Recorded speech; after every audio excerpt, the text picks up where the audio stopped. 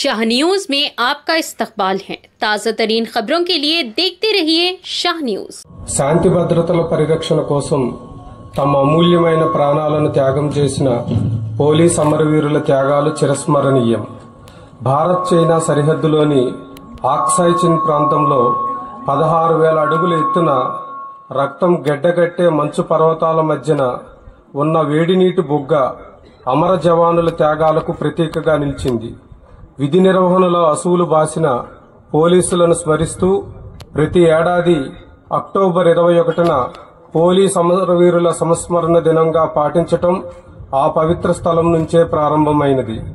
China military ఎత్తుగడలకు సరిహద్దుల్లో భారత భూభాగాలైన లడాక్, సియాచిన్ ప్రాంతాలను కీలకమైన సరిహద్దు భద్రతా దళం, ఇండో టిబెటన్ బోర్డర్ ఫోర్స్ వంటి ప్రత్యేక భద్రతా దళాలు ఏర్పడక ముందు సరిహద్దులను రక్షించే బాధ్యతను కేంద్ర రిజర్వ్ పోలీస్ ఫోర్స్ బలగాలు నిర్వర్తించేవి. 1959 అక్టోబర్ 21న డీఎస్పీ కరమ్ సింగ్ నేతృత్వంలో పంజాబ్కు చెందిన 21 మంది సభ్యుల బృందం సరిహద్దుల్లో విధులు నిర్వహిస్తుండగా చైనా రక్షణ బలగాలు సియాచిన్ భూభాగాన్ని ఆక్రమించేందుకు ప్రయత్నించడంతో సిఆర్పీఎఫ్ దళం హాట్ స్ప్రింగ్ ప్రాంతంలో ధీటుగా ఎదురొడ్డి పోరాడింది. ఆ పోరాటంలో 10 మంది భారత జవాన్లు ప్రాణాలను కోల్పోయారు.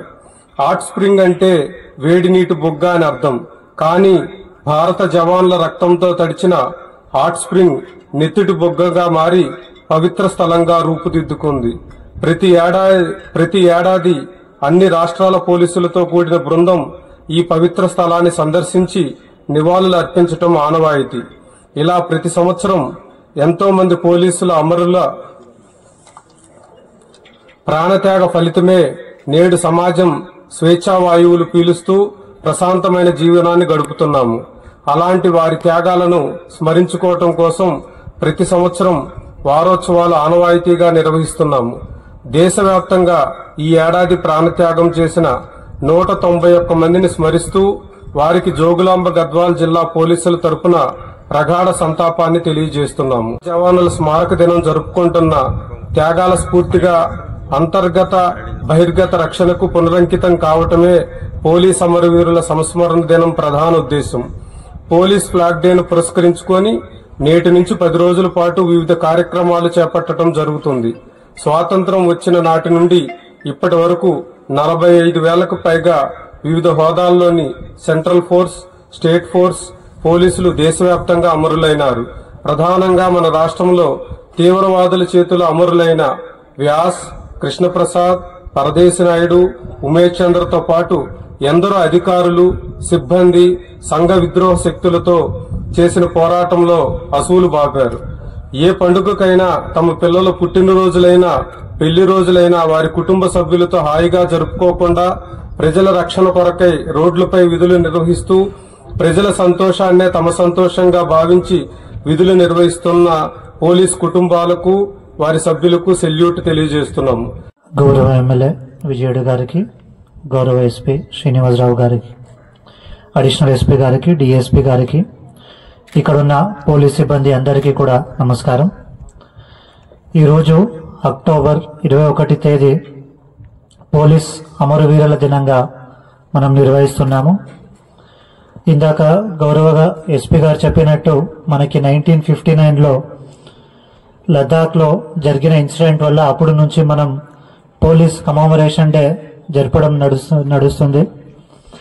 అంటే ఈ ఒక రోజు నార్మల్ డే కాదు, ఇది ఒక స్పెషల్ డే. ఎందుకంటే మనం ప్రతిరోజు పోలీస్ వాళ్ళు చాలా పని చేస్తుంటారు.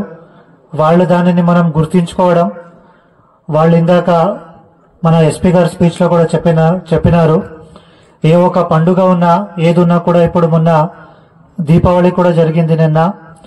సో మిగతా వాళ్ళంతా సెలవుకి వెళ్ళినా కూడా మనకి ఎమర్జెన్సీ సర్వీసెస్ పోలీస్ మాత్రం ఏ ఒక్క వాళ్ళు సొంత ఫ్యామిలీని పుట్టినరోజున్నా ఎలాంటి వాళ్ళు సొంత పనికిన ఎక్కువ సమాజ కోసం పని చేస్తున్నారు. దానికి వాళ్ళు పని చేస్తూ తమ సొంత జీవనానికి సమాజం గొప్పది, దానికోసం మనం పని చేయలేని ఒక సేవా మనోభావంతో పని చేస్తున్నారు. దానికి మనం హిస్టరీలో కూడా చూస్తే మన సొంత తెలంగాణలో కూడా మనకి పోలీస్ యాక్షన్ డే నుంచి నిజాం ఆపోజిట్ స్టార్ట్ అయిన పోరాటం నుంచి ఇప్పుడు వరకు మొన్న దాకా కూడా మనం ఒక ఇన్సిడెంట్ పోయిన వారమే చూసినాం. ప్రమోద్ గారు రీసెంట్ గా పోలీస్ డ్యూటీ చేస్తూ చనిపోవడం జరిగింది నిజామాబాద్ లో.